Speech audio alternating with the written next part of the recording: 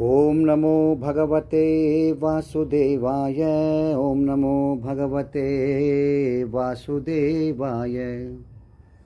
सभी को जय श्री कृष्ण, हरे कृष्ण।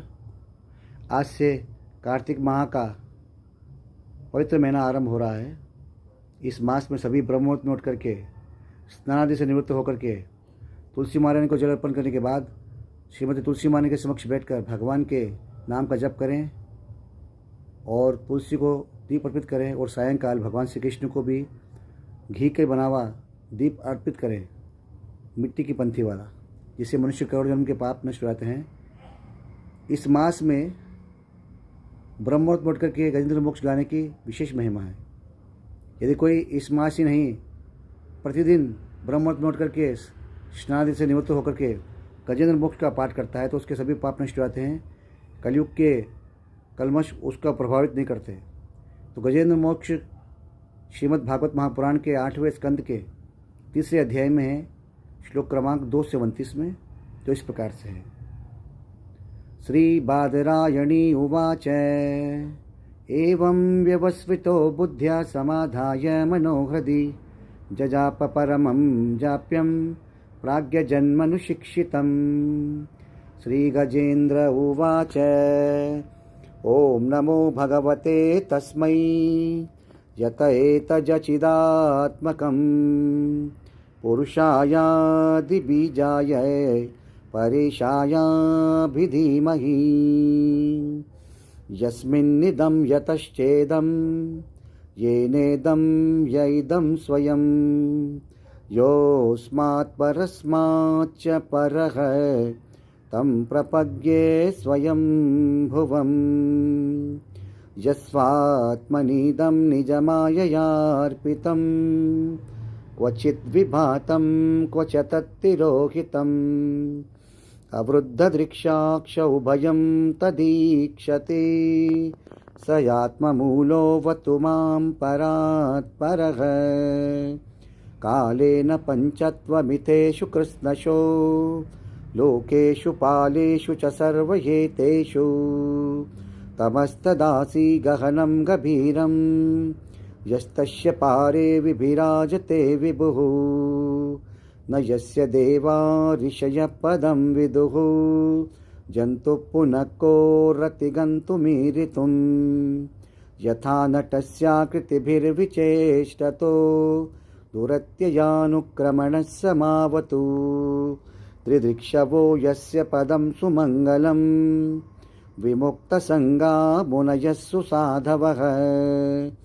चरन्त्यलोकव्रतमव्रणं वने भूतात्मभूतात् सुहृदः समे गतिः। न विद्यते यस्य च जन्म कर्म वा न नामरूपे गुणदोष एव वा। तथापि लोकाप्ययसम्भवाय यः स्वमायया तान्यनुकालमृच्छति। तस्मै नमः परेशाय ब्रह्मणेऽनन्तशक्तये अरूपायोरुरूपाय नमः आश्चर्यकर्मणे। नमः आत्मप्रदीपाय साक्षिणे परमात्मने। नमो गिरां विदुराय मनश्चेतसामपि सत्त्वेन प्रतिलभ्याय नैष्कर्म्येण विपश्चिता। नमः कैवल्यनाथाय निर्वाणसुखसंविदे। नमः शान्ताय घोराय मूढाय गुणधर्मिणि निर्विशेषाय साम्याय नमो ज्ञानघनाय च। क्षेत्रज्ञाय नमस्तुभ्यं सर्वाध्यक्षाय साक्षिणे पुरुषायात्ममूलाय मूलप्रकृतये नमः। सर्वेन्द्रियगुणद्रष्टे सर्वप्रत्ययहेतवे असताक्षाय योक्ताय सदाभासाय ते नमः। नमो नमस्तेऽखिलकारणाय निष्कारणायाद्भुतकारणाय सर्वागमाम्नाय महारणवाय नमोपवर्गाय परायणाय गुणार्निच्छन्न चिदूष्मपाय तक्षोभ विस्फूर्जितमानसाय नैष्कर्म्यभावेन विवर्जितागम स्वयं प्रकाशाय नमस्करोमि मादत्प्रपन्नपशुपाशविमोक्षणाय मुक्ताय भूरि करुणाय नमूलयाय स्वांशेन सर्वतनुभृन्मनसिकप्रतीत प्रत्यग्दृशे भगवते बृहते नमस्ते आत्मात्मजाप्तग्रहवित्तजनेषु शक्तैः दुष्प्रापणाय गुणसङ्गविवर्जिताय मुक्तात्मभिस्रुहृदये परिभाविताय ज्ञानात्मने भगवते नमईश्वराय यं धर्मकामार्थविमुक्तिकामा भजन्तैष्टां गतिमाप्नुवन्ति किं त्वाशिशोरात्यपि देहमव्ययं करोतु मे द्रव्रदयो विमोक्षणम् एकान्तिनो यस्य न कञ्चनार्थं वाञ्छन्ति ये वै भगवत्प्रपन्नाः अत्यद्भुतं तच्चरितं सुमङ्गलं गायन्तयानन्दसमुद्रमग्नाः तमक्षरं ब्रह्म परं परेशम् अव्यक्तमाध्यात्मिकयोगगम्यम् अतीन्द्रियं सूक्ष्ममिवातिदूरम् अनन्तमाज्ञं परिपूर्णमीरे यस्य ब्रह्मादयो देवा वेदालोकाश्चराचराः